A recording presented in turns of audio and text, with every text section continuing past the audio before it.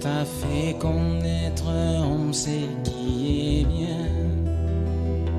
C'est que l'Éternel demande de toi.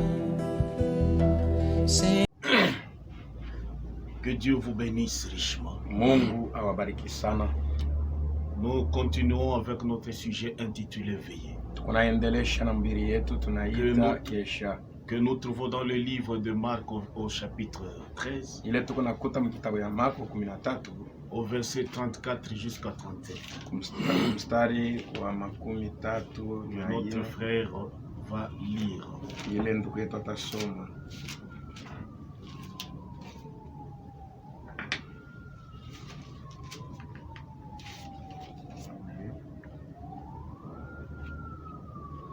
Il en sera comme d'un homme qui, partant pour un voyage, laisse sa maison, remet l'autorité à ses serviteurs, indique à chacun sa tâche. 37. C'est que je vous dis, je le dis à tous, veillez. Veillez. Ce que je vous dis, je le dis à tous. Veillez. On a parlé hier sur veiller sur le message biblique du temps de la fin. Ce message qui a été confié au prophète. Et aujourd'hui, nous continuons avec le sujet intitulé une mission confiée à deux personnes. Mais à chacune d'elles, sa part et à son temps bien précis. Une mission confiée à deux personnes. Chacune avec sa part et à son temps bien précis. Et nous commençons avec ce qu'il y a eu en Égypte. Avec le peuple juif, la mission qui consistait à faire sortir le peuple d'Égypte et de le conduire vers Canaan. Cette mission-là, qui consistait à faire partir, sortir le peuple juif de l'Égypte vers Canaan. Et cette mission a été réalisé par deux personnes. La première étape, faire sortir le peuple d'Égypte. Deuxième étape, l'amener dans le désert et lui donner une loi et faire entrer ce peuple en Canaan. Cette mission, quand nous lisons la Bible, elle fut confiée à Moïse. Selon Exode 3, et à la maison vous lirez de 1 jusqu'à 19. Moïse faisait paître le troupeau de Jéthro, son beau-père, sacrificateur de Madian, et il mena le troupeau derrière le désert et vint à la montagne de Dieu, à Horeb. L'ange de l'Éternel lui apparut dans une flamme de feu au milieu d'un buisson. Moïse regarda et voici, le buisson était tout en feu et le buisson ne se consumait point. Moïse dit, je veux me détourner pour voir quelle est cette grande vision. Et je vais à 8. Je suis descendu pour le délivrer. Bon, on peut commencer à partir de 7.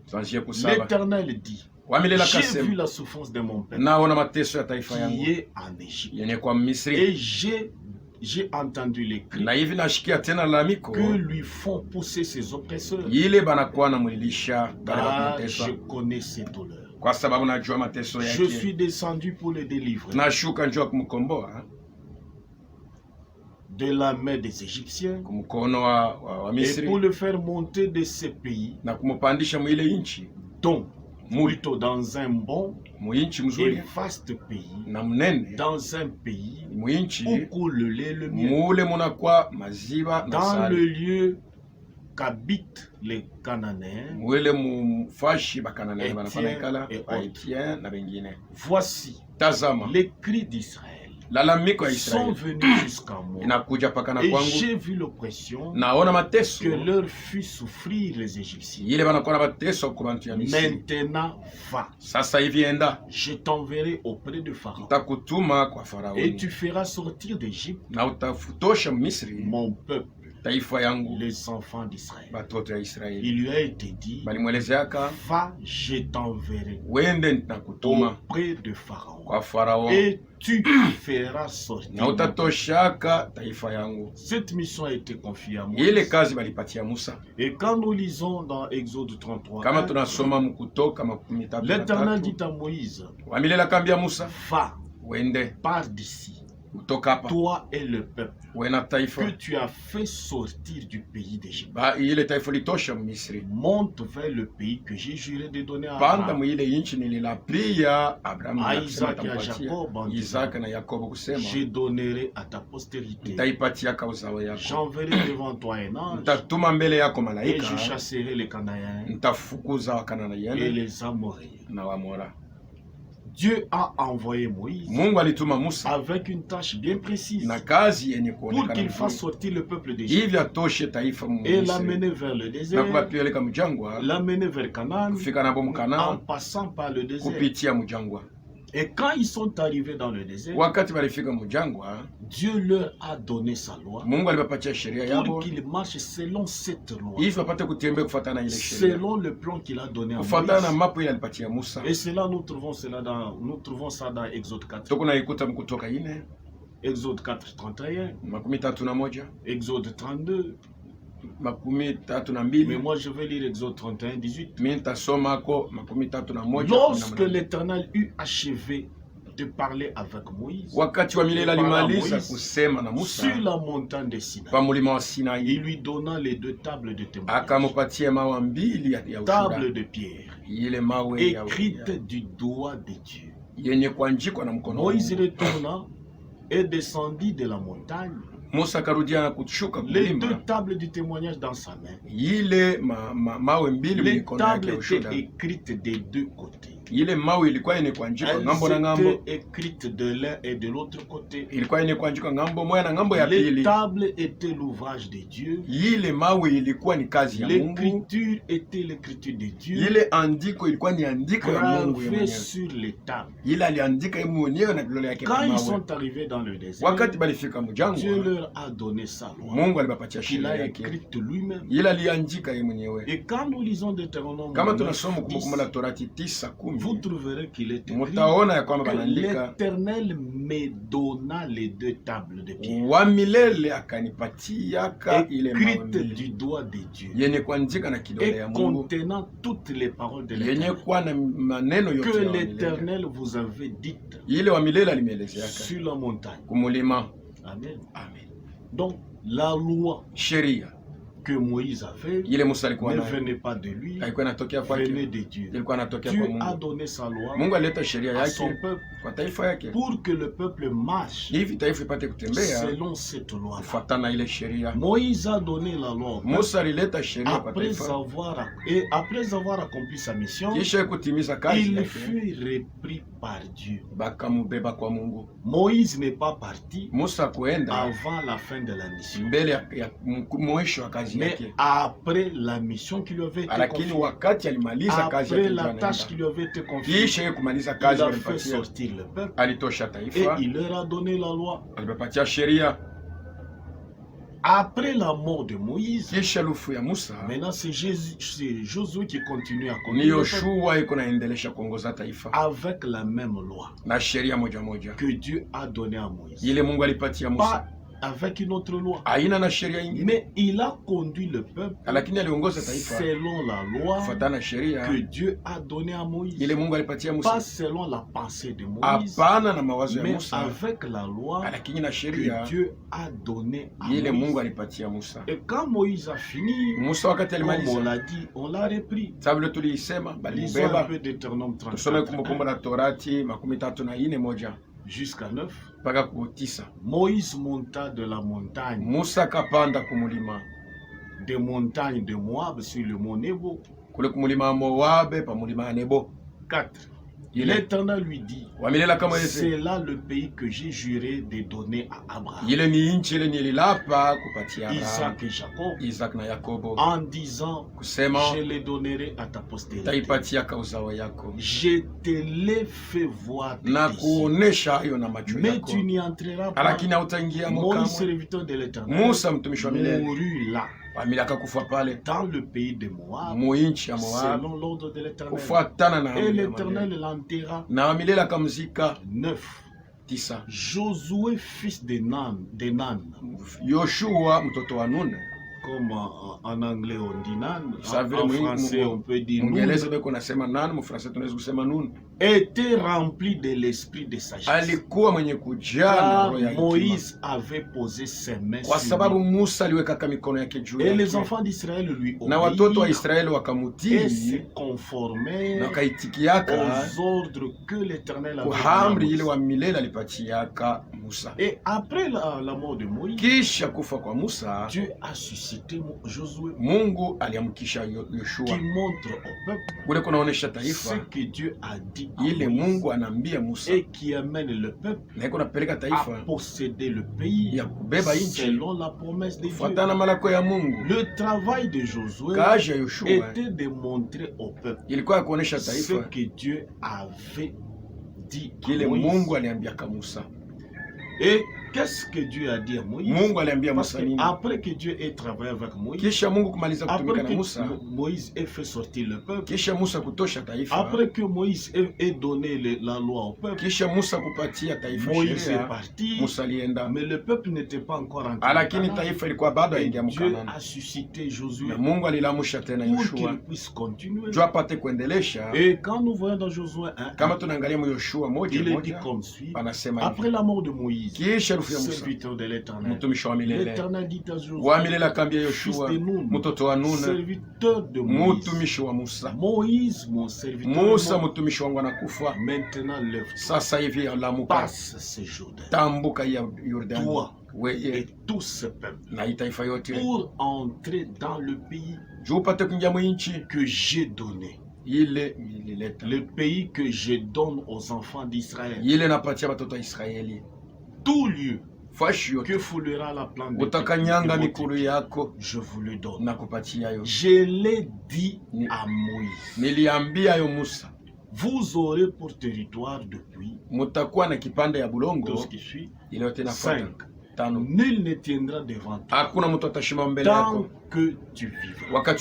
Je serai avec toi comme j'ai été avec Moïse. Je ne te délaisserai point, je ne t'abandonnerai point.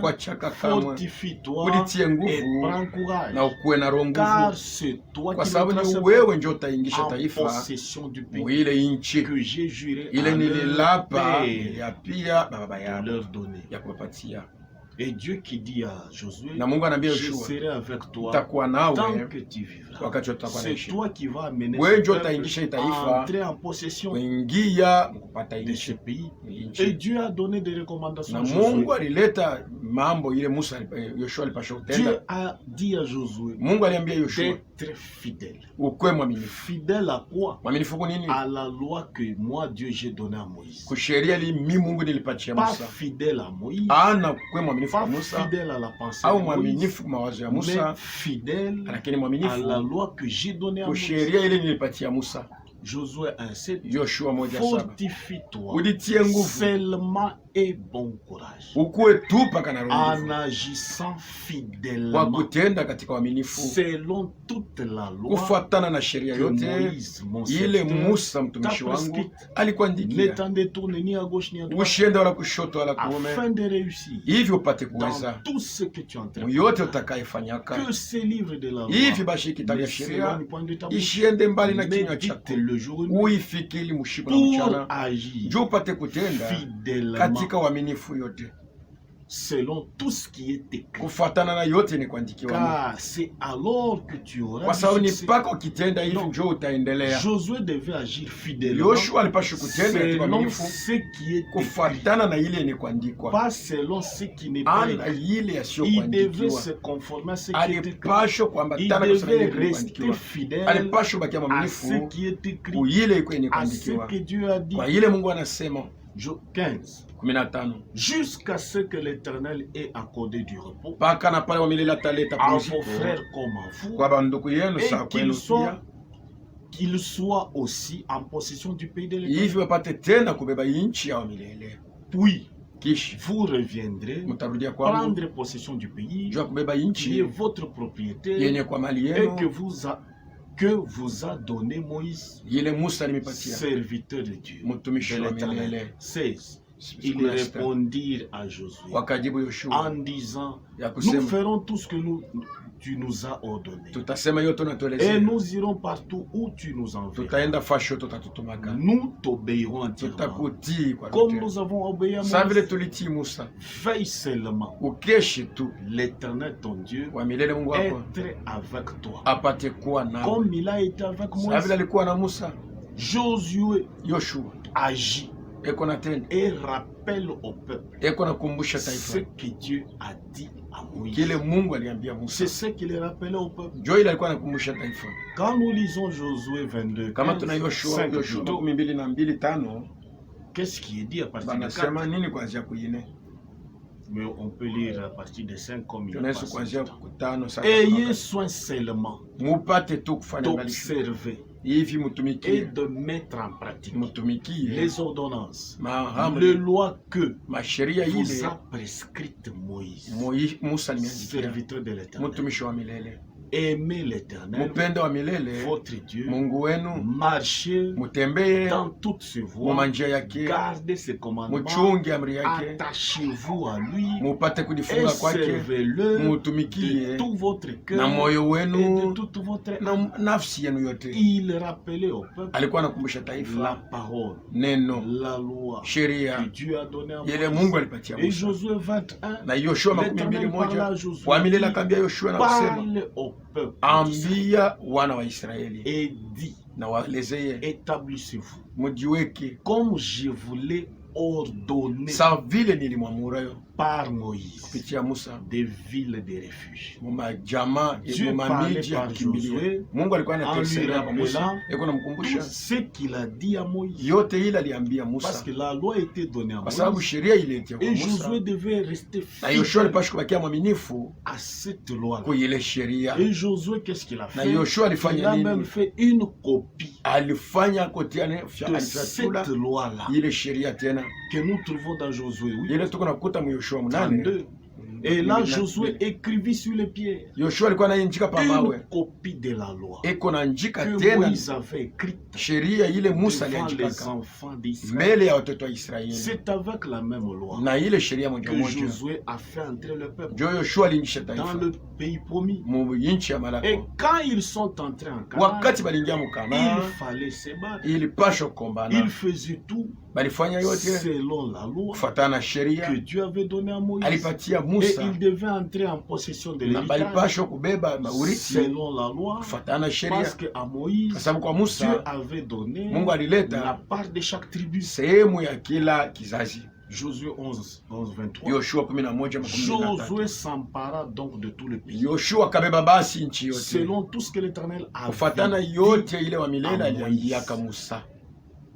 Il se conformait toujours à ça. Et Josué donna en héritage à Israël, à chacun sa possession, à chacun sa portion, d'après leur tribu. Puis le pays fut en repos et sans guerre. Josué rappelait au peuple ce que Dieu a dit. Josué a fait entrer le peuple en possession du pays promis. Et chaque tribu est entrée en possession de son héritage selon ce que Dieu avait dit à Moïse. Amen. Et vous lirez Josué 22. Josué 13, 14 à 15. Yoshua Quand vous lisez tout le livre de Josué, et vous allez trouver toutes les écritures qui correspondent à ces détails. Mais moi je lis Josué 22. Alors Josué appela le Rubénite, les Gadites, la demi-tribu de Manassé. Il leur dit, vous avez observé tout ce que vous a prescrit Moïse, serviteur de l'Éternel. Donc il devait aussi se conformer à ce que Moïse a dit, à ce que l'Éternel a dit à Moïse.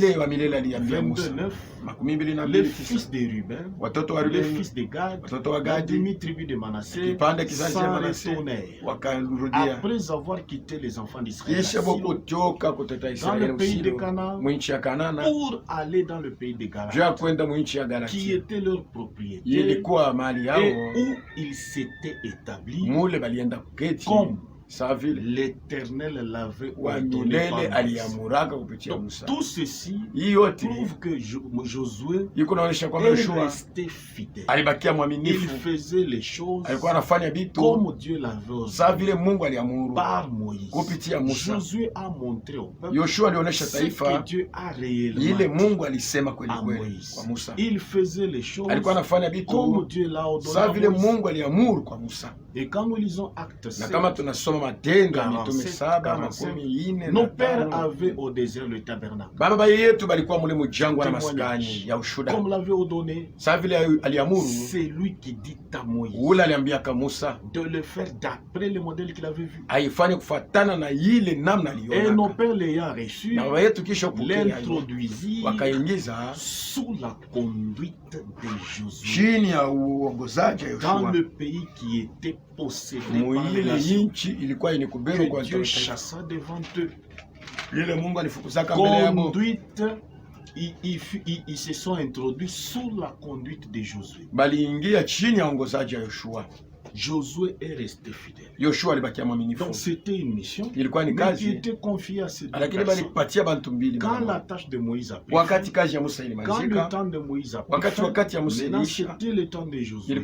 Josué avait une mission de les amener à entrer en possession. Et il devait se conformer chaque fois à ce que Dieu disait, à ce que Dieu avait dit à Moïse. Et quand nous voyons bien, Josué et Moïse se connaissaient. Ce n'est pas après la mort de Moïse que Josué apparaît. Josué qui n'a jamais vu Moïse, qui n'a jamais parlé avec Moïse, qui n'a jamais été avec Moïse, mais Josué était avec Moïse. Donc ces deux personnes-là se connaissaient bien. Et quand nous lisons Exode 17, Moïse, alors Moïse dit à Josué, choisis-nous des hommes. C'est Moïse qui dit à Josué. 10. Josué fit ce que lui avait dit Moïse. Donc les deux étaient en contact. Les deux parlaient. Josué était fidèle à cela. Une mission confiée à deux personnes, chacune avec sa part et selon son temps bien placé. Une autre mission nous est montrée dans la Bible, confiée à deux personnes. Et cette mission-là a été confiée à Élie, mais réalisée à deux par Élie et Élisée. Une mission exécutée par ces deux-là. Quand nous lisons la Bible, nous voyons que l'ordre a été donné à Élie de oindre Élisée, de oindre Jéhu, de oindre Azaël. Mais Élie a oint seulement Élisée, et Élie est mort. Maintenant les deux là, qui devait les oindre? C'est ce que nous trouvons. Nous voyons cet ordre dans 1 Roi 19. À partir de 15, l'Éternel lui dit, va. reprends ton chemin par le désert jusqu'à Damas. Et quand tu seras arrivé, tu oindras Azaël pour roi de Syrie. Tu oindras aussi Jéhu pour le roi d'Israël. Et tu oindras Élisée, prophète à ta place. Tu oindras les trois. Cet ordre-là fut donné à Élie. Mais Élie a été enlevé. Il n'a réalisé que la dernière tâche. Élisée. Élie a oint seulement Élisée. Pas les deux. Et quand nous lisons dans un roi aussi, pour voir un roi 19, Élisée quittant ses bœufs, courut après Élie et dit, laisse-moi embrasser mon père et ma mère, et je te suivrai. Et lui dit, va et reviens, car pense à ce que je t'ai fait. Après s'être éloigné d'Élie, il revint prendre une paire de bœufs qu'il offrit en sacrifice et suivit Élie et fut à son service. Les deux se connaissaient. Les deux ont vécu ensemble comme Moïse et Josué. Et quand nous lisons 2 Rois 2, lorsque l'Éternel fit monter Élie au ciel, dans un tourbillon, Élie partait de Gilgad avec Élisée. Élie dit à Élisée, reste ici, je te prie. Mais Élisée n'est pas resté.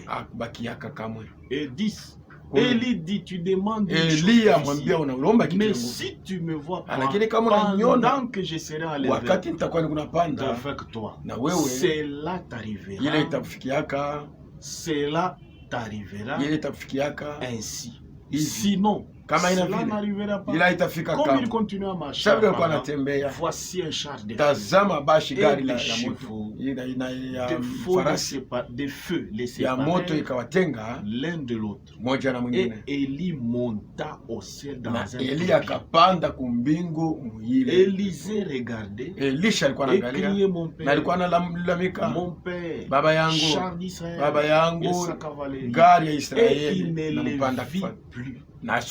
Saisissant alors ses vêtements, il les déchira en deux morceaux. Et quand nous continuons, nous allons voir que Élisée a ramassé ce manteau qu'il a aussi utilisé. Il a utilisé le même manteau. Donc Élie est parti sans oindre Azaël, sans oindre Jéhu, mais pourtant cet ordre lui avait été donné. Cet ordre, cette mission lui avait été confiée. Et quand nous vérifions bien, nous constatons que Élisée a utilisé le même manteau que Élie a laissé. Il n'a pas utilisé un autre manteau. Maintenant, c'est au temps d'Élisée que ces deux tâches furent accomplies. Oindre Azaël, oindre Jéhu, que vous pouvez vérifier dans 2 Rois 8, 7 à 15, 2 Rois 9, 1 jusqu'à 37. Élisée devait aussi exécuter fidèlement ces deux tâches. Élisée devait rester fidèle à ce que Dieu a dit à Élie. Et ces deux se connaissaient aussi, comme Moïse et Josué. Ils sont restés ensemble. Quand nous lisons dans 1 Roi 19, 19-21, je peux commencer à partir de 20. Élisée quittant ses bœufs Elisha akacha bangombe yake, couru après Élie. Akenda mbio nyuma ya Elia. Et 21, na 21, après s'être éloigné d'Élie, kisha kutengana na Elia, et vers la fin, na kumwisho suivit Élie, akafuata Elia, et fut à son service. na alikuwa kwa kazi yake. Les deux se connaissaient. Bawili balikuwa banikutambua. Et pour notre temps aussi, na mwakati yetu pia nous voyons la même chose. Tukunaona kitu moja moja inafanyika. Une même mission. Kazi moja moja confiée à deux personnes. Banapatia bantu mais chacune kila mmoja avec sa part mwenye kwa na sehemu yake bien précise yenye kustahili. Et à son temps na mwakati yake bien précis yenye kustahili. La mission a été confiée ile kazi balipatia ndugu Branham de faire sortir le peuple ya kutosha taifa des interprétations, mu matafsiri, de la confusion, mu muvuruko, de fausseté, mu bongo, de dogmes, mu bisela, de credo, mu et de rétablir toutes choses. na kurudisha kila kitu, parce que la parole vient au kwa prophète. sababu neno iko nakuwa kwa nabii. Moïse était prophète, Musa alikuwa nabii, Élie était prophète, Elia alikuwa nabii, Branham est prophète. Branham ni nabii pia, selon Amos 3:7, kufatana na Amos 3:7, selon Malaki 4:5, kufatana na Malaki 4:5, selon Marc 9, kufatana na Marko selon 9, Matthieu 17. kufatana na On Mathayo a donné certains 17. détails dans les prédications précédentes. Tulisemea hayo tena mahubiri ile Donc, il shapita. devait appeler les gens sortir. Alipasha kuita bantu Il devait batoke, rétablir toutes les alipasha choses. kurudisha Et hiyo il kitu devait kyote, révéler les choses na alipasha cachées. kufunula vitu vyenye kufichwa. Et tout ce que Dieu lui a Na confié, yote ile Mungu tout ce alimpatia, que Dieu lui a donné, yote ile Mungu il alimupa, devait l'emmagasiner. alipasha kuichunga, Il devait emmagasiner cette alipasha nourriture. kuichunga ile chakula. Et Dieu lui a montré Na Mungu alimuonesha la tena vision sous la tente. ile ono ya hema. Dieu lui a montré aussi Mungu alimuonesha la tena, vision sous la moissonneuse batteuse. alimuonesha ono Mais juu ya quand nous vérifions, kama wakati kunaangalia, il a appelé les gens sortis. aliita bantu batoke, Il a rétabli tout. alirudisha yote, Il a révélé tout ce qui était alifunula caché. yote ilikuwa yenye kufichwa. Mais la vision sous la tente Lakini uono pa que hema Dieu lui avait montré ile Mungu ne alimuoneshaka s'est pas réalisée haikutimilika pendant qu'il était wakati vivant. alikuwa hai, Et la vision sous la moissonneuse na batteuse ile uono pa ne moissonneuse s'était pas batteuse réalisée quand haikutimilika lui était sur la wakati terre. alikuwa pa Donc dunia. les deux choses Ile là, bintu mbili, quelqu'un d'autre. mtu mwingine Nous voyons Abraham, Dieu, tuko naona kwa Branham, Mungu alisema comme on l'a montré, sasa tulionyesha de révéler, na kufunula de restaurer. na kurudisha. Et Dieu lui a montré ces deux visions-là, Mungu alimuonesha ile maono mbili parmi tant d'autres qu'il a vues. kupitia maono ya mingi ile Et alipotaka. lorsque sa mission a pris fin, Wakati kazi yake ilimalizika, lorsque Dieu l'a récupéré, wakati Mungu alimubeba, il est parti, alienda pas précipitamment, haina kwa haraka, pas qu'il a laissé quelque chose, haina sema yache c'est kitu, après avoir accompli kisha ye kutimiza pleinement sa mission, vile na stahili kazi comme yake, Moïse, saa vile Musa, comme Élie. saa vile Elia, Après avoir accompli kisha ye kutimiza pleinement sa mission, vile et inapashwa kazi après yake, avoir na exécuté kisha tout kutenda selon le temps yote kufatana que Dieu wakati lui avait accordé, Mungu alimupatia, il est parti. alienda. Et quand il est parti, Na wakati alienda, quelqu'un d'autre mtu mwingine devait continuer avec la même mission, alipasha kuendelea na ile kazi comme moja moja, Josué a saa continué, vile Yoshua aliendelea, comme Élisée a saa vile continué. Elisha aliendelea. Quelqu'un d'autre Mtu mwingine devait continuer alipasha kuendelesha avec cette na ile mission, kazi moja moja, parce que c'est une mission kwa sababu ni kazi confiée à deux yenye personnes. kuletea kwa watu wawili. Amen. Amen. Ainsi, Hivi basi il a dit à son prophète, aliambia nabii wake, après avoir fini sa tâche, kisha kumaliza kazi yake, il a été repris. bali mubebaka. Et nous voyons un autre Tuko naona mtu mwingine surgir. anatokelea. Cet homme Ule mtu connaissait aussi Branham. alikuwa mwenye kujua na pia Branham. Ule mtu A pia été aussi avec lui. alikuwa tena na Branham. Cet homme Ule mtu a parlé avec lui. alisema na Branham. Cet homme Ule mtu a mangé avec lui. alikula na Branham, Ils ont vécu ensemble bali kala fashi pendant moja au moins 10 années. mu dakika ya miaka Mais 10. aujourd'hui, Na leo, nous voyons des gens s'élever. tuko naona bantu C'est wanalamuka, moi qui ni continue. mimi njo niko C'est naendelea, à moi que Dieu a donné la mie chance njo de Mungu continuer. alipatia Mais uwezo ya qui n'ont kuendelesha, jamais vu bala le prophète, bayaonaka mnabii, qui n'ont jamais été avec bala lui. bayakuwaka naye. Nous voyons là Tuko naona pale Matthieu 24 et 45, Matayo 24, Jusqu'à 25 mpaka na le 27, serviteur fidèle. mtumishi mwaminifu Comme Josué était fidèle, celui-ci aussi est fidèle. Comme Élisée était fidèle, celui-ci est fidèle. Donc, ce n'est pas par hasard qu'on l'appelle fidèle. Il est fidèle à ce que Dieu a dit au prophète. Élisée est fidèle à ce que Dieu a dit. Josué est fidèle à ce que Dieu a dit. Après la mort du prophète, commence la mission de ces derniers. Distribuer la nourriture. Premièrement, emmagasinée par le prophète. Et cette nourriture emmagasinée par le prophète fut transférée au serviteur fidèle qui devait, qui l'a emmagasiné à son tour afin de la distribuer après la mort du prophète et au temps convenable. Ce serviteur fidèle est là pour montrer au peuple de Dieu ce que leur Dieu a dit au prophète. Pas leur donner la pensée du prophète, la vie du prophète, la vision du prophète sur quelque chose, mais uniquement leur montrer ce que Dieu a réellement dit au prophète. Et ce que Dieu a dit au prophète, c'est ce qui est conforme à la Bible.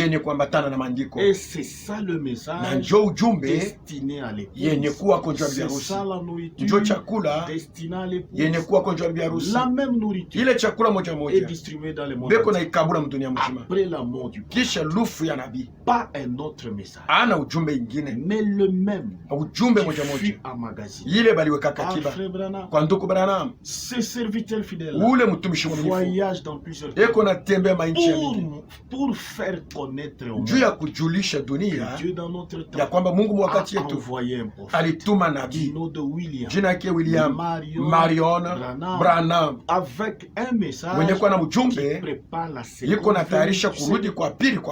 Et la distribution se fait durant ce temps quand le prophète est mort.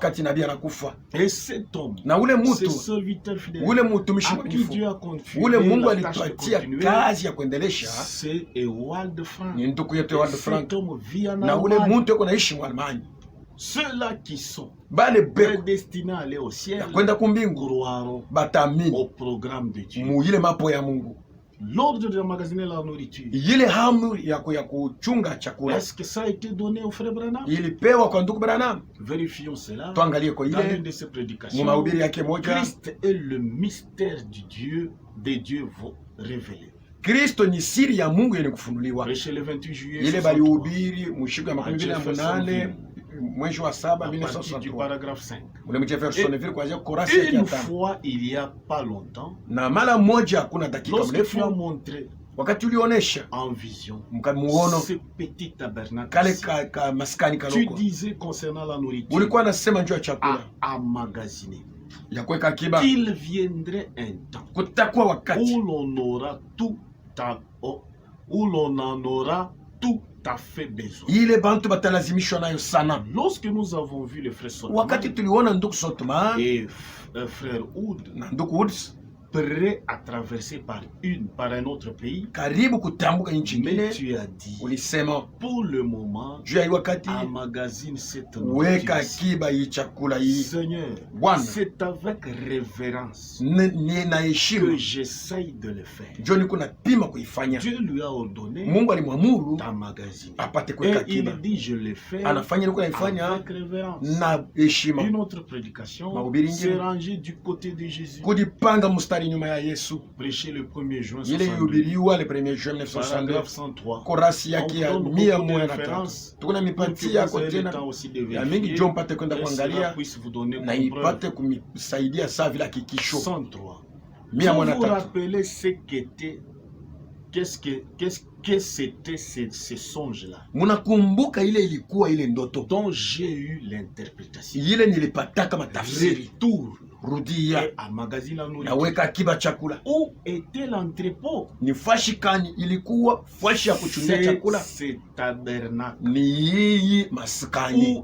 Où y a-t-il quelque chose? Ni fashi kani ilikuwa kwa kitu ici dans ce namna ya hivi au fashi ya hizo fashi kani serait comparable au message que nous avons. Yenye tunaweza kulinganisha na ujumbe ile tuko nayo. Maintenant bien sûr. Sasa hapa nos petits frères ici qui sont partout ici. Ces autres petites églises. Makanisa ingine yote kiloko. Nous sommes un. Tuko moja. Où iriez-vous? Mutaenda wapi? Pour trouver cela. Jumupate ile. Montrer.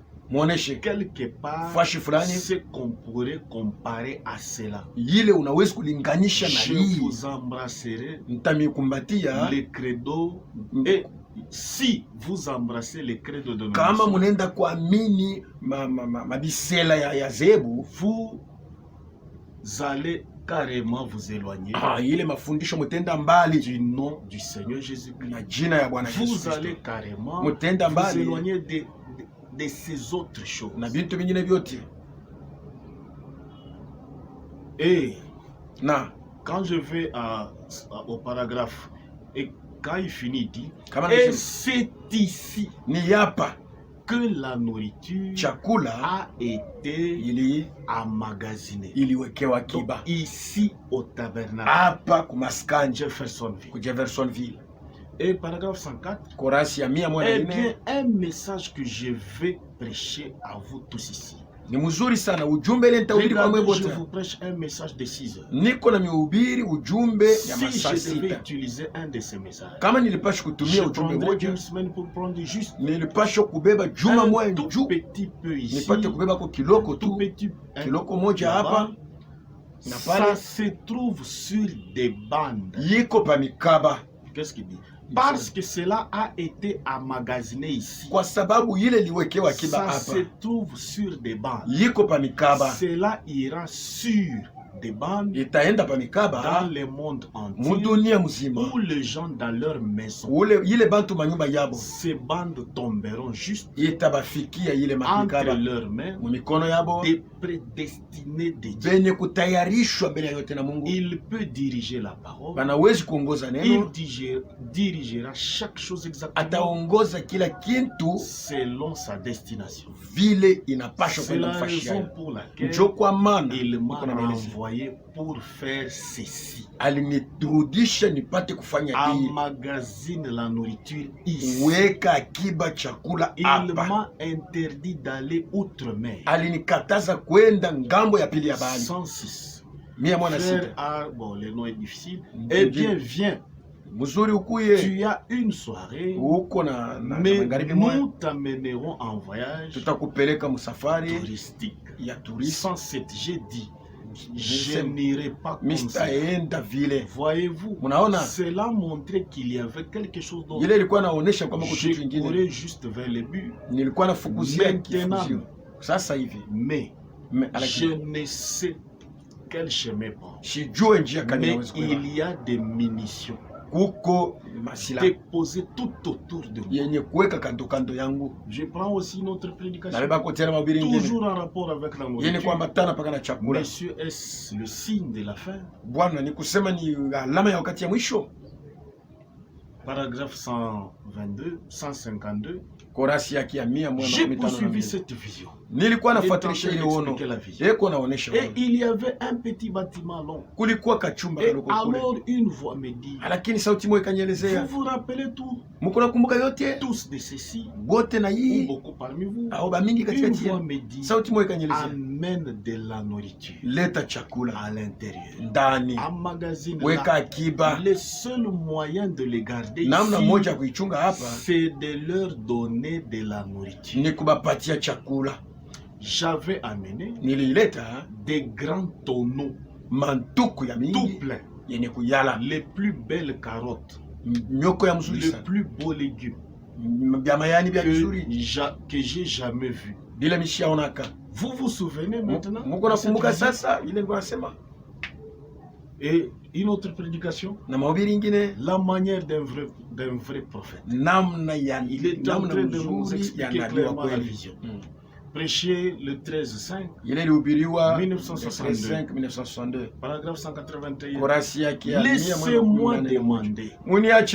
Est-ce ceci maintenant? Je ne sais pas quand je vais encore vous parler. Cela dépendra de Dieu. Je ne fais qu'à magasiner comme il me l'a dit dans cette vision. Et en ce temps-là, de la mettre dans des tonneaux. Vous me demanderez comment Amos pouvait-il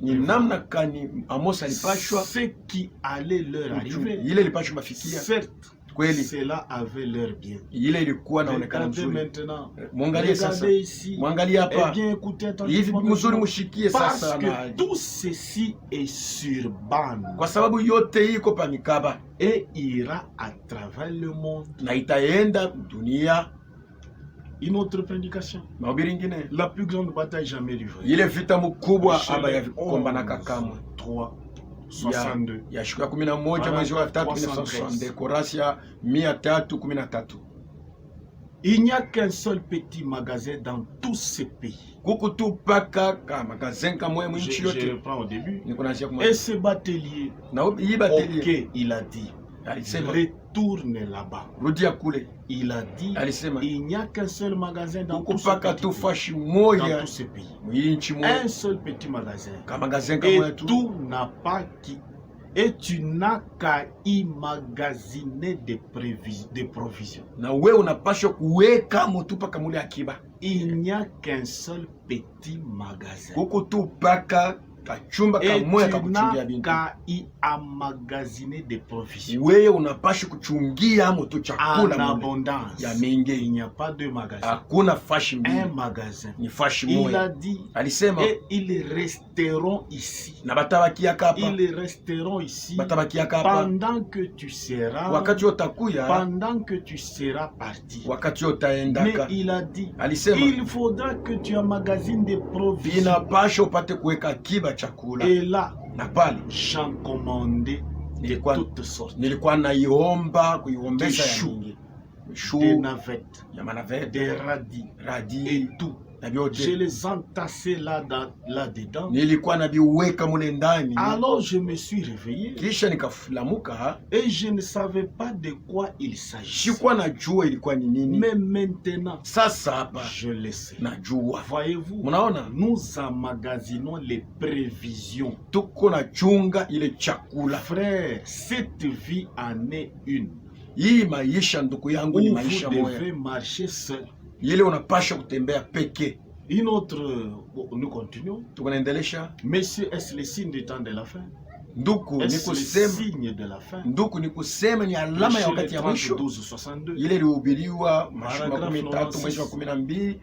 vous souvenez-vous pas?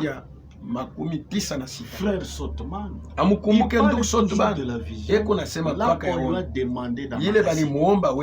Frère Sotman et Banksou, lorsque nous étions en Arizona, l'année passée et l'année dernière, en train de chasser les sangliers, et que le Seigneur parle, ne vous rappelez-vous pas les choses qu'il a faites parfaitement, montrant ce qui arrivait.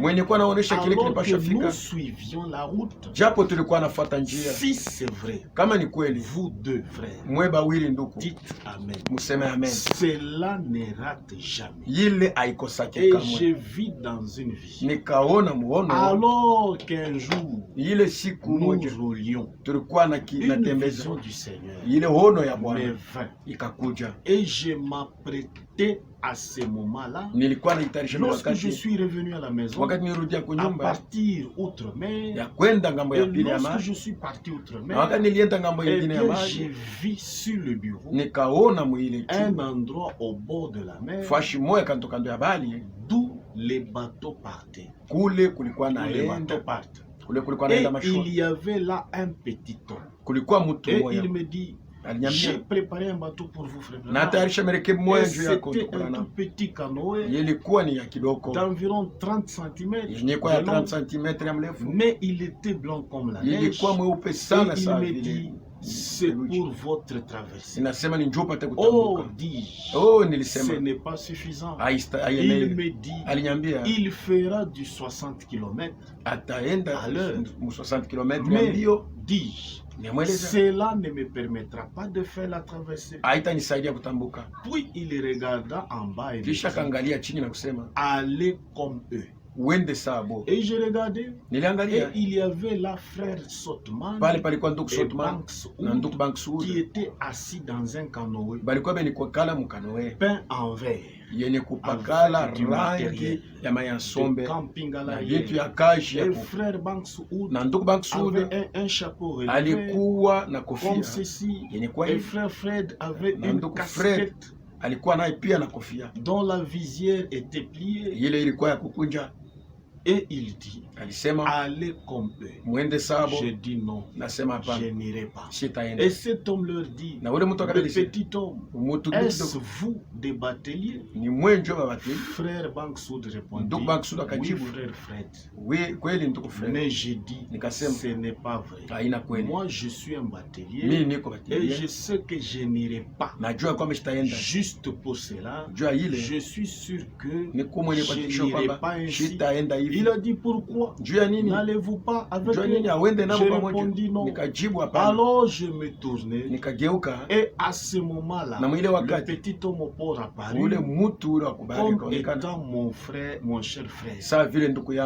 J'ai poursuivi cette vision. Et il y avait un petit bâtiment long. Et alors une voix me dit, vous vous rappelez tous de ceci? Beaucoup parmi vous. Une voix me dit, amène la nourriture à l'intérieur.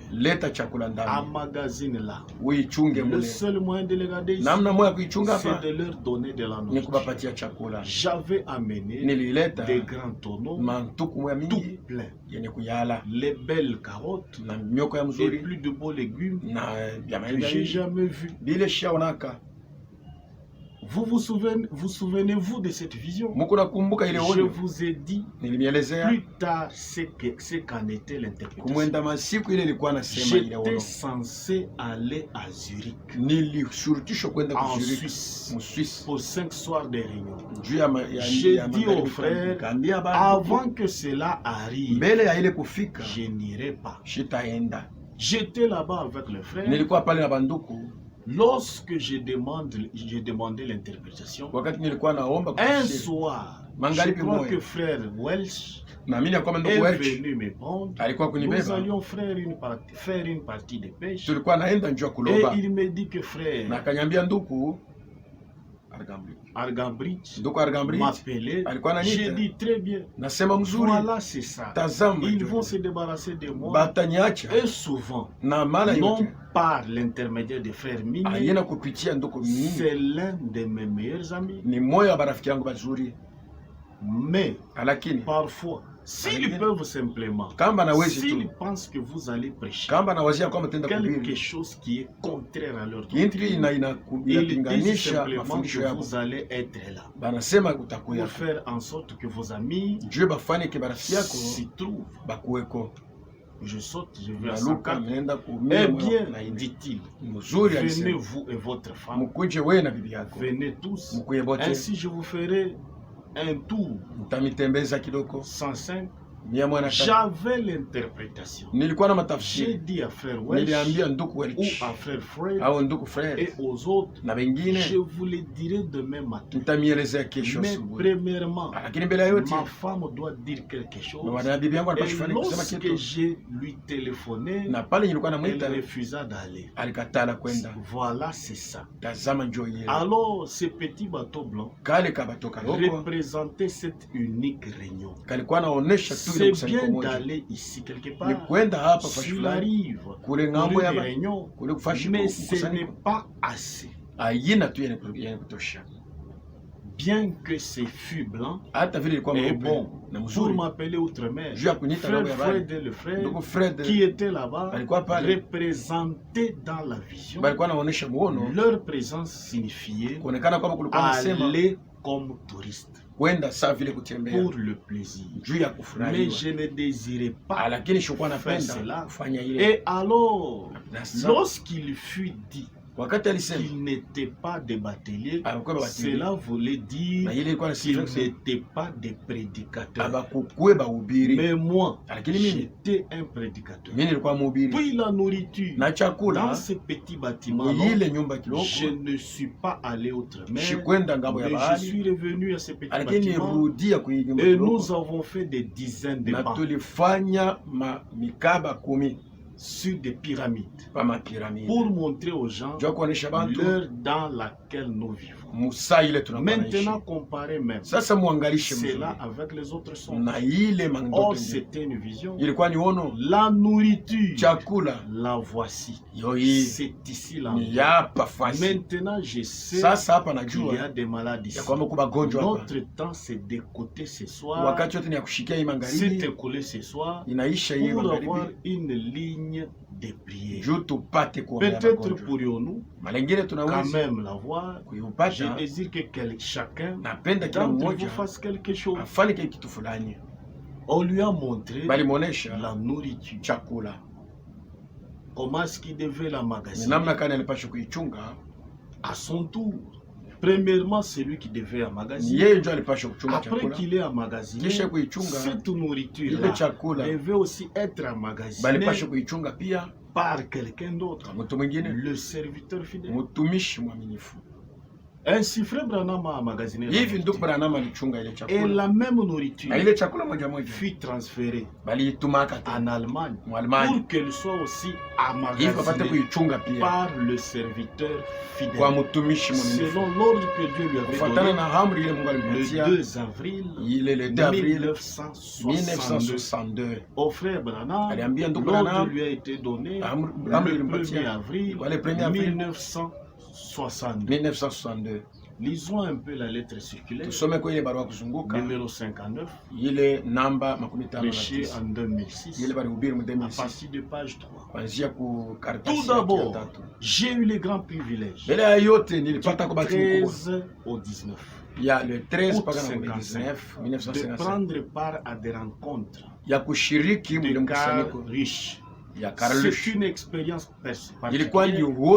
Et dès le premier jour, j'étais persuadé que personne ne pouvait accomplir les œuvres qui arrivaient ici. Sinon, à la condition que Dieu soit avec lui et le réalise. Il arrivait véritablement que des aveugles retrouvaient la vie instantanément, que des paralytiques marchaient et des malades recouvraient la santé, et ainsi de suite. J'ai vécu des jours comme dans la Bible, comme ceux du temps des apôtres. J'ai entendu de mes oreilles, j'ai vu de mes yeux ce qui avait vu et entendu. Quel temps de bénédiction! J'ai prêché moi-même depuis 53. Cependant, dans ces réunions, je voyais comment Jésus-Christ, soir après soir, dans des milliers de personnes, devant les milliers de personnes, rendait témoignage qu'il était le même. Hier, aujourd'hui, et éternellement. Ça, c'est le témoignage du serviteur. Et je voulais savoir ce que croyait et enseigner cet homme, car je voyais très bien que Dieu était avec lui. Je savais de combien de manières différentes les gens croyaient et enseignaient, mais ce qui me tenait à cœur était d'apprendre à connaître le vrai évangile, la véritable doctrine que Dieu confirme si puissamment devant mes yeux. Et c'est avec ces grands défis que j'ai pris part à la grande conférence The Voice of Healing à Dallas, qui avait été organisée par Gordon Et du 6 au 15, 58, dans les rencontres du matin et de l'après-midi, c'était des évangélistes bien connus qui parlaient. Mais à la réunion du soir, c'était Frère Branham, l'orateur principal. Et c'est ainsi que j'avais la possibilité de faire une comparaison. Si bien que 3 jours me suffisaient pour y voir clair. Avant une réunion du soir à Dallas, je suis à la page 4. Je lui dis alors, Frère Branham, je reconnais que tu es un homme envoyé de Dieu. Je reconnais la différence entre toi et tous les autres évangélistes. Je voudrais savoir ce que tu crois et ce que tu enseignes. À ce moment-là, je n'avais aucune idée d'un message. Sa réponse fut celle-ci. Va vers Léo Mercier. Il est celui qui enregistre les prédications suivantes. Demande-lui de t'en donner quelques-unes. Pour finir cette conversation, il me dit, frère Franck, tu retourneras avec ce message en Allemagne. Le jour suivant, j'allais vers frère Mercier et reçu de lui cette prédication suivante. Il me dit, Frère Franck, quand tu auras les prédications et que tu en voudras d'autres, fais-le nous savoir. Ma réponse fut celle-ci. Voici mon adresse. Envoie-moi toute prédication que tiendra Frère Branham. Ainsi, depuis 50 ans, j'ai reçu toutes les prédications que Frère Branham a prêchées. L'appel que j'ai reçu du Seigneur le 2 avril 1962 est connu de tous ceux qui sont au courant du message du temps de la fin. Ils savent de même que la confirmation par le frère Branham a eu lieu le 3 décembre 1962 en présence des frères Banks et Sotman qui vivent encore. Et Dieu lui-même l'a confirmé véridique au cours de plus de 40 années écoulées. Vers la fin de la conversation, frère Branham dit, Frère Franck, la nourriture que tu dois mettre en réserve est la parole promise pour ce temps est révélée. Cependant, attends pour la distribution jusqu'à ce que tu aies reçu le reste. Je dois admettre qu'après les réponses que j'avais reçues jusque-là, cette partie était pour moi incompréhensible. J'avais compté qu'avec cela, mon temps était venu, que je doive encore attendre ma testament. Ce n'est que plus tard qu'il me devint clair que l'attente concernait seulement la deuxième partie. C'est-à-dire que cela se rapportait à la distribution de la nourriture que Frère Branham devait d'abord mettre en réserve, mais elle ne concernait pas la première partie qui était d'aller de ville en ville pour annoncer la parole de Dieu. Il a été en contact avec le prophète. Il a parlé avec lui. Et le prophète lui a dit, la nourriture que tu dois emmagasiner, c'est la nourriture spirituelle. Et quand nous lisons toujours avec la même lettre, Frère Branham avait aussi parlé de Henry Martin, comme nous en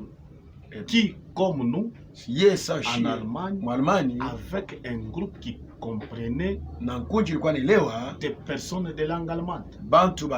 Écoutez également les prédications sur et nous sortons pour aller à une autre lettre. nenda kwa barua nyingine. Et lors de la réunion, na wakati ya mkusanyiko des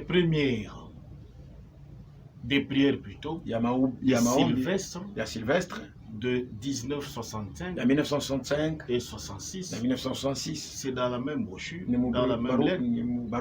L'Esprit de Dieu agit d'une manière extraordinaire au milieu de nous. Exactement 120 personnes étaient rassemblées et toutes ressentirent la présence de Dieu au travers du ainsi dit le Seigneur. La parole vint à moi, mon serviteur. J'ai placé mon épée dans ta main. Je dois admettre que tout d'abord, j'ai intérieurement repoussé cette déclaration parce que je pensais que le Seigneur avait placé son épée dans la main de Frère. Nous ne savions encore vraiment rien de son retour à la maison. Ce n'est que plus tard que j'ai reconnu que le Seigneur Dieu m'avait... On reprend un peu. Ce n'est que plus tard que j'ai reconnu que le Seigneur Dieu m'avait véritablement confié son épée. L'épée de l'esprit. Selon Ephésiens 6, c'est-à-dire la parole de Dieu. Comme il avait déjà dit lors de mon appel, je t'enverrai dans d'autres villes pour publier ma parole. Le soir de cette même jour, alors que j'étais revenu de ma chambre d'hôtel et que je m'étais assis complètement épuisé, tout d'un coup, je sentis comme si un grand fardeau m'était enlevé. La profonde affliction s'éloigna et une joie inexprimable,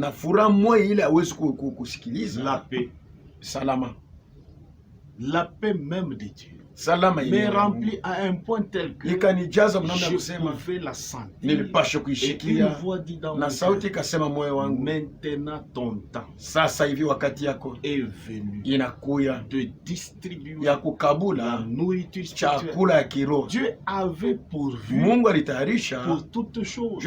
Il détermine le commencement d'un ministère, sa continuation et son achèvement. Comment cela pourrait-il en être autrement? Pareillement, le commencement, la continuation du ministère suivant, du ministère suivant, ou plutôt suivre, ainsi incompréhensible était la mort de Jean-Baptiste. Pour les croyants de ce temps-là, aussi incompréhensible a été la mort subite de frères beaucoup de croyants. Cependant, les deux avaient accompli la tâche qui leur avait été confiée. L'un avait la première venue, l'autre envoyé avec le message divin pour aujourd'hui, avant la deuxième venue.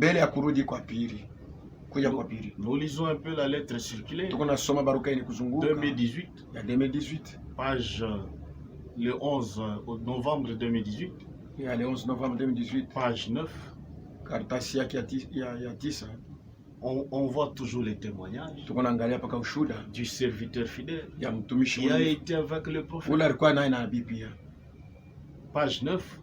Le 28 novembre 1963, vous ne devez jamais abandonner la parole. Vous devez rester exactement en accord avec la parole, telle qu'elle est écrite. N'ajoutez aucune interprétation. Dites exactement comme cela est écrit.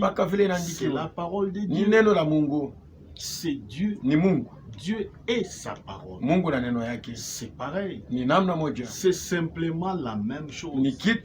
Et le 19 septembre 65, siku ya 19 il mwezi wa 9 insista 1965 encore akasema tena dans une zaidi prédication. mu mahubiri, Vous ne pouvez rien accepter hawezi kuitika à kitu moins que cela mipaka tu ne ya se kitu trouve écrit ikweni kuandikiwa précisément dans la parole de Dieu. vile napashwa maneno la Mungu. Vous devez rester Munapashwa bakia parfaitement en accord mukupatanisho avec sana la parole. na neno. En juin 59, Mu en juin juin 49, 1949 durant la conférence internationale wakati ya de mkusanyiko Pentecôtistes à Hambourg, ya Pentecoste j'ai reçu le baptême du Saint-Esprit. nilipokea Roho Et Mtakatifu en août 55, na 1955 j'assistais pour la première fois nilikuwa konjwa mara ya à kwanza une réunion de frères Branham. mkusanyiko moya ndugu Branham. Et le lundi 15 55, Lundi 15 je l'ai 1955 rencontré personnellement nilipatana naye kwa pekee pour la première fois. juu ya mara ya Et kwanza le 12 58, le 12 1958 à Dallas, au kule Texas, Dallas Texas, j'ai eu l'occasion de voir une ample conversation avec lui. nilipata ko tena usungumuzo moya mzuri naye. Et le 2 avril 62, 1962, j'expérimentais mon appel au ministère Nilionya mwito de yangu manière huduma surnaturelle, namna ya en kipekee particulier. kwa kipekee. Depuis ce moment, Kwanza ile je wakati puis dire, niwezi kusema ma vie était au service de mon Seigneur. maisha yangu ilikuwa Dans kukasha les Bwana villes proches, mu mamiji ya comme karibu dans les pays éloignés. hata mainchi ya mbali. J'ai déjà rendu témoignage à Nilishuhudiaka plusieurs reprises mu de mon expérience mashiku mingi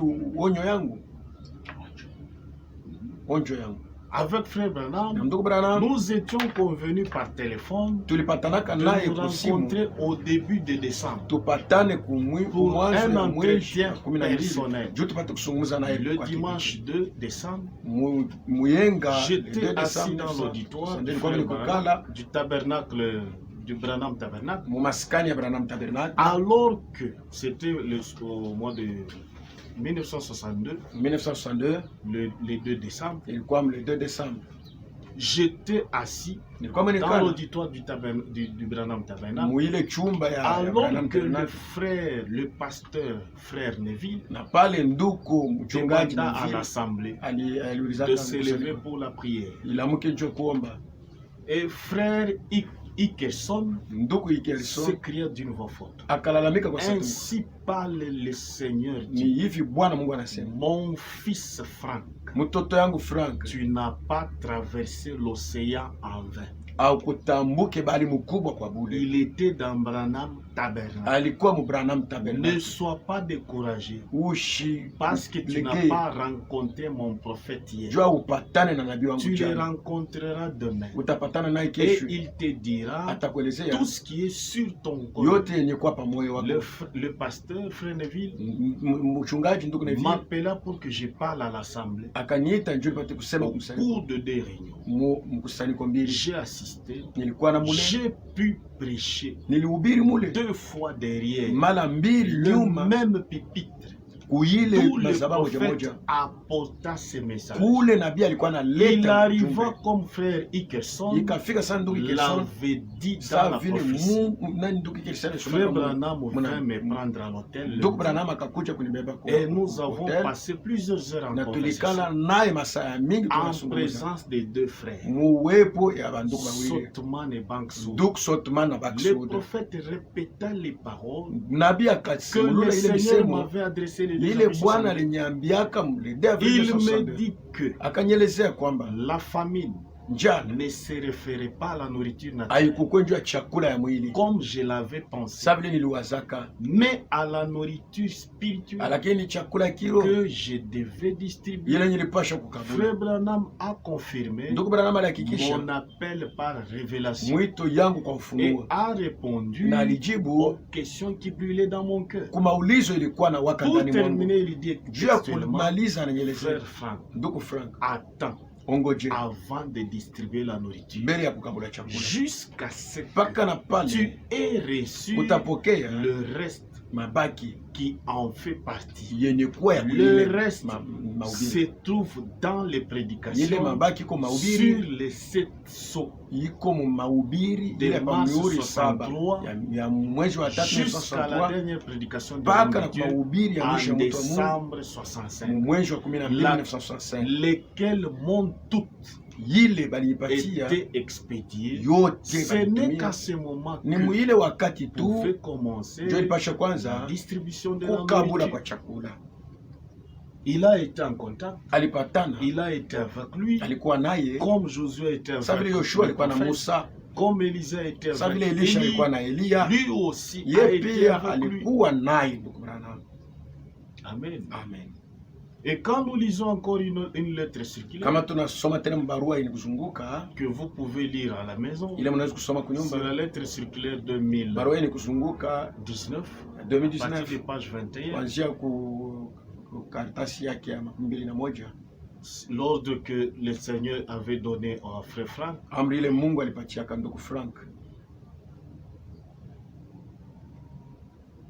Je saute un peu. Le prophète Nabi a été avec le serviteur fidèle. A été avec celui qui devait le succéder. Moi, je lis notre lettre circulaire, numéro 43, prêché en 1995, à partir de la page 4. Aujourd'hui encore étant à mes oreilles, les paroles sorties de la bouche de frère Branham le 3 décembre 1962. Attends pour la nourriture, pour la distribution de la nourriture, jusqu'à ce que tu aies le reste. Et pendant exactement cette année entière, j'ai reçu les prédications de frère Branham qui m'ont été envoyés. Donc, les deux étaient en contact. Mais aujourd'hui, ceux-là qui disent que ce sont eux qui continuent, où est-ce qu'ils ont été en contact? Où est-ce qu'ils ont été avec lui? Et la question est celle-ci. Est-ce que frère Branham lui-même a-t-il parlé de celui qui allait continuer avec ce message après lui? Est-ce qu'il a parlé de lui dans l'une des prédications? Lisons et vérifions. Et quand nous voyons la prédication du 1954, intitulée La marque de la bête, à partir du paragraphe 77, voici ce qui suit, ce qui est dit. Alors j'ai trouvé ceci. La Bible dit, David a bien servi le Seigneur dans sa génération. 78. Alors j'ai dit, Seigneur, je ne veux aucune organisation, que je te serve de tout mon cœur pendant que je suis là, en vie. C'est vrai, après moi, tu auras un autre homme. Quand je serai parti, tu feras que quelqu'un prenne ma place. Là, c'est le témoignage du prophète. L'opprobre, prêché en 1962, paragraphe 29. Je pense que la sensation la plus proche à celle que je n'ai jamais ressentie était celle que j'avais ressentie quand j'étais à Zurich, en Suisse, quand il m'a montré cet aigle allemand qui observait ses cavaliers en train traverser l'Afrique. Et il a dit, tous ont péché et sont privés de la gloire.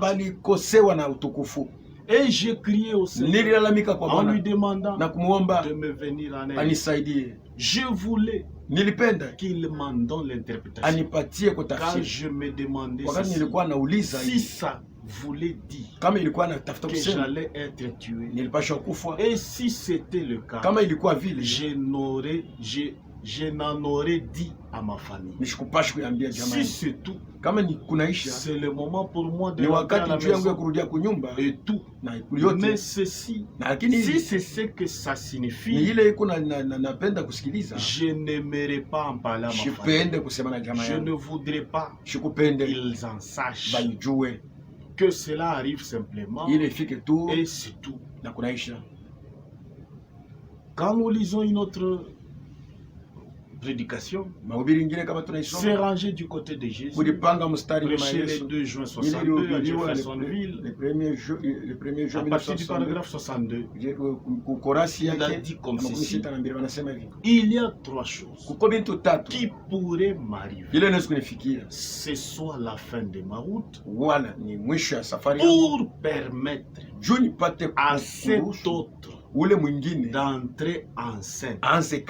Je lui ai frayé le chemin pour qu'il prenne la relève. Parce que, rappelez-vous, celui qui vient prêcher s'éteindra sur la parole, restaurer la foi des enfants d'un père. Ça pourrait être la fin de ma route. Il se pourrait qu'il soit en train de changer mon ministère pour un retour à l'évangélisation autrement, ou bien peut-être qu'il ne m'appellera plus comme évangéliste, qu'il va m'amener quelque part dans le désert pour me oindre afin de m'envoyer comme le promis qui doit venir. Il parle de celui qui vient après. Nous voyons aussi la prédication, l'esprit de vérité, prêché en 1963, à l'exception de l'autre jour. Lorsque je suis venu à l'ouest, vous avez joué la bande. Beaucoup parmi vous, je pense, et vous comprenez. Je ne sais pas, j'attends. Je suis ici. Maintenant, je ne sais pas pourquoi. Je ne fais qu'attendre. Peut-être que c'est le temps pour moi de rentrer à la maison. On dirait que c'est vraiment cela. Si c'est le cas, il s'élèvera après moi. Quelqu'un qui continuera avec ce message, ça sera une personne étrange, mais il s'élèvera après et continuera avec le message. Et écoutez cela, tant que c'est scripturel, accrochez-vous-y. La prédication, le 7e sceau, prêché en 63, paragraphe 226. Je vous dis seulement ce que j'ai vu, ce qu'il m'a été dit. Et maintenant vous, faites ce que vous voudrez. Je ne sais pas ce qui va se passer. Je ne sais pas. Tout ce que je sais, c'est que les 7 tonnerres retiennent ce mystère. Les cieux étaient silencieux. Tout le monde a compris. Il se peut que ça soit le moment. Il se peut que ce soit maintenant. L'heure où cette personne remarquable dont nous attendons l'entrée en scène pourrait bien entrer en scène. 327. Peut-être que ce ministère que j'ai exercé, en essayant de ramener les gens à la parole, a posé un fondement. Et si c'est le cas, je vous quitterai pour de bon. Nous ne serons pas deux ici en même temps. Si c'est le cas, lui va croître. Moi, je vais diminuer. Je ne sais pas. Paragraphe 173. Et puis, Seigneur, je te prie de m'aider. Je commence à dépérir. Je sais qu'il ne peut plus me rester beaucoup de temps. Aussi, je te prie de m'aider. Permets que je sois fidèle, Seigneur, et honnête, sincère, afin que je puisse porter le message aussi loin que j'ai été. Et quand viendra le moment où je devrais me reposer, quand j'arriverai au fleuve, et quand le flot commenceront à m'emporter, oh Dieu, permets que je puisse remettre cette bonne vieille épée à quelqu'un d'autre qui s'en servira avec honnêteté. Seigneur, qui s'en servira avec honnêteté na et qui portera la vérité. Accorde-le, Seigneur. Et jusque-là, aide-moi. Aide-moi à être fort, en bonne santé et courageux. Nous lisons aussi notre prédication, Péché 1965, le choix d'une épouse, paragraphe 209. Madame Carl Williams, si vous êtes assise ici, ce songe dont vous m'avez parlé dernièrement, que vous avez eu l'autre nuit et qui vous a dérangé, c'est ça. Le volant m'est enlevé de main. Nous lisons encore une autre prédication, Péché en 1965, le mariage et le divorce, paragraphe 314. Au commencement, il n'était pas ainsi. C'est exact. Il n'en était pas ainsi. Il n'en sera pas ainsi à la fin. Mais dans les conditions de la vie moderne, en tant que serviteur de Dieu, je ne m'appellerai pas prophète. Mais je crois que si je n'ai pas été envoyé dans ce but, peut-être suis-je en train de préparer le terrain pour celui-là, quand il viendra. Donc, dans les conditions de la vie moderne, je vous ordonne de rentrer chez vous. Je suis en train de préparer le terrain pour celui-là, quand il viendra. Et nous lisons une autre prédication. Tellement qu'il a donné beaucoup de tellement qu'il parlait de cet homme-là, mais les gens ne se rendaient pas compte qu'il parlait de celui qui venait. Nous lisons tourner le regard vers Jésus. Prêcher le 29, 12, 63. À partir du paragraphe 50. Oh, nous en sommes plus près que ça n'en a l'air. Je ne sais pas quand, mais c'est très proche. Je suis peut-être en train de bâtir une plateforme pour que quelqu'un d'autre monte ici. Je serai peut-être repris avant ce moment-là. Je ne sais pas. Et ce moment-là, ce sera peut-être la semaine prochaine. Le moment où le Saint-Esprit viendra à Jésus. Il viendra peut-être la semaine prochaine. Il parlait de cet homme pour qui il a préparé. Il a préparé la plateforme pour aujourd'hui.